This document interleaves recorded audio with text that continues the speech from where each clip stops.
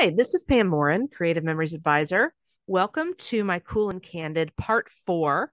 In this part, I am using the paper that has stripes of different colors, starting at a dark shade, going to a lighter shade, and then at the very bottom, it actually comes back up to a little bit of a darker shade. Really pretty paper. And then on the opposite side of that striped paper is this really pretty green with a circle pattern on it. And my intention when I started this layout was to use the striped paper as my background and then cut my borders in the light green with the circle pattern. And that's why I chose the circle border maker cartridge so that it would coordinate with that pattern. But when I cut those out of the light green, I turned them over and realized that I had a really cool shade, a really cool border in each of the shades. So as I had cut out my borders, I had gone down the page and actually captured each of the different shades in this pattern. So I decided I liked the way that looked and that I would use the darker shades in the area on the paper that's lighter, and I would use the lighter shades in the area on the paper that's darker. So I actually didn't use both sides of the paper for this one because I just liked the way that theme was going with light and dark. So let me show you using another paper how I did this. So this is the tie-dye paper, and this is a little bit different of a shading than what I had with the Cool and Candid. You know, the Cool and Candid had very distinct lines of the shading. So as I said, you know, it went from dark to light all the way down the page. So, but this tie-dye has darker at the top and it is lighter at the bottom, and it does move down, but it's more of a gradual change in color than the Cool and Candid. But I think we'll get the same effect.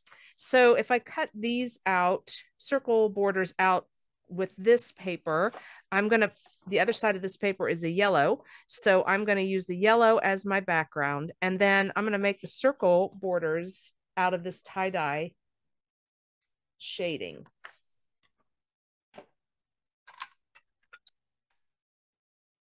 So let's get started with that.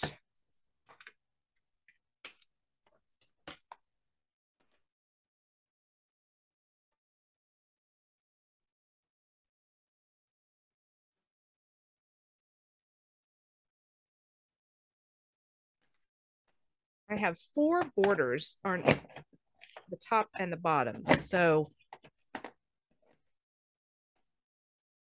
we'll do 2 in each color. So there's one with the dark color. You get these fun circles when you use this border maker cartridge, you get some circles out of it. So you definitely could put those aside and use those in your layouts.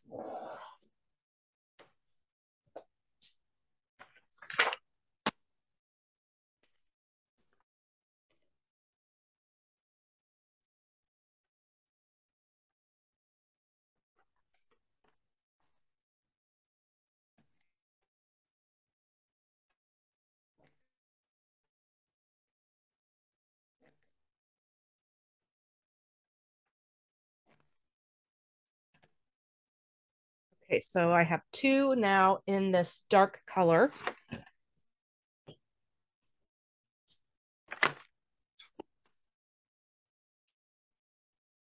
I would like to get right here, my next border right here, where it's really starting to change color. So I'm going to trim off the rest of this dark color and use it for something else.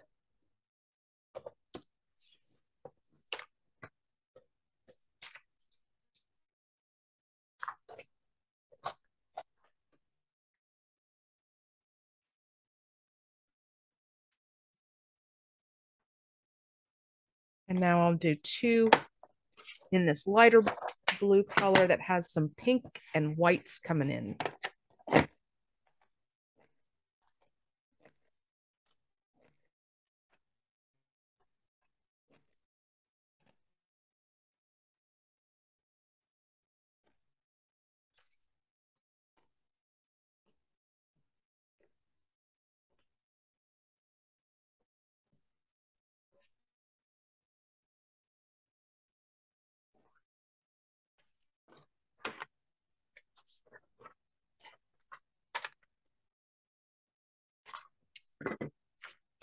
Need to even up my paper. I got a little uneven on that cut. Just want to have a straight line here. There we go.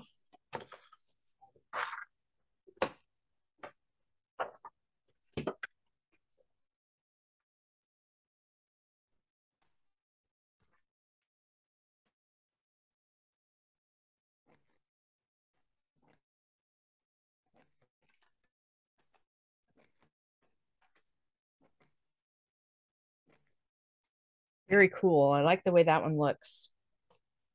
It's got a really cool shading to it.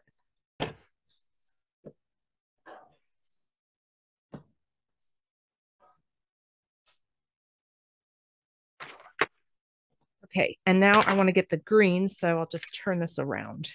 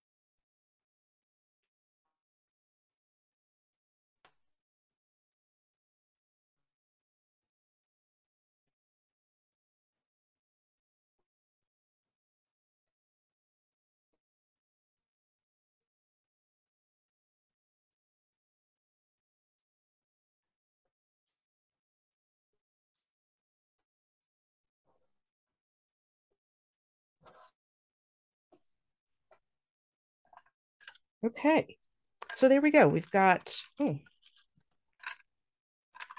bunch of paper stuck in my cartridge. There we go. So now we have all 4 of our borders. No, we have 3. So if we wanted to do a 4th one, like I have on my Cool and Candid, we do have plenty of paper here where we could get another shade right about in here. But I think I'm just going to stick with the 3.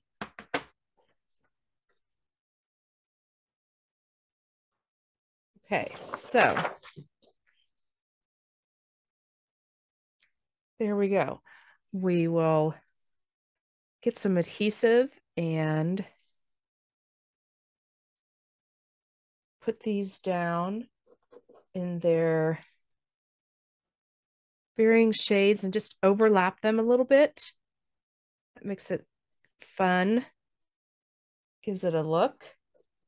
That way you can see some of the shade that it's laying on behind it.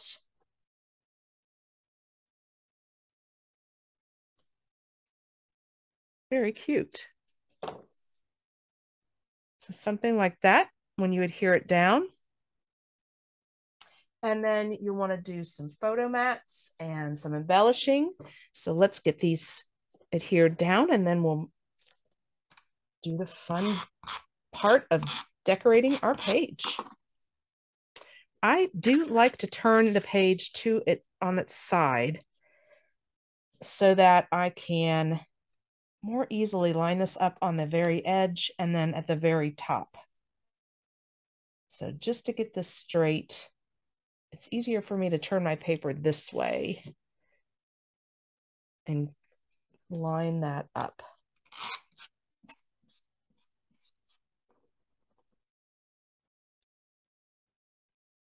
And then overlap as much as you want. I mean, you could lay them right next to each other if that's the look you like. I'm going to overlap mine so that I can see. I just like the way that looks. Makes it look like a shadow.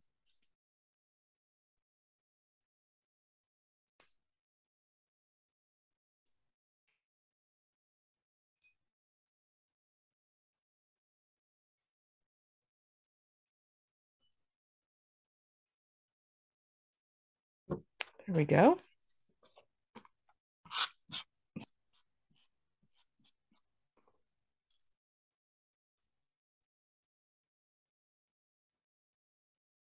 wants it to look like a chain. I like that.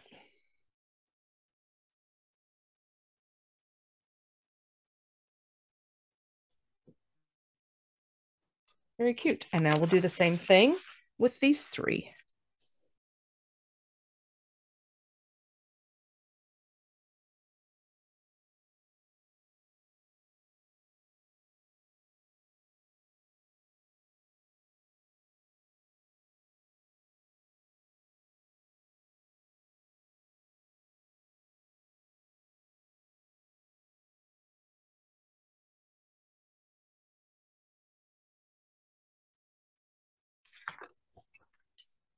Very cute. I really like the way that turned out. Let me hold that up just a little so you can get a closer. Looks like a chain. Very cute. Okay, so now the fun part, right? We get to decorate. And I'm going to use this green for some photo mats. So 4¼ by 6¼ are good sizes for your 4x6 pictures.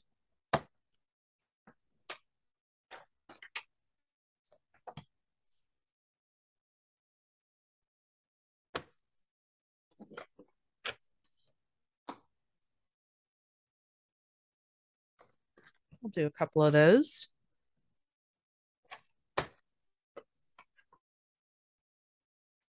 There we go. And let me do a little square. Let me do a 3.5 by 3.5 squares.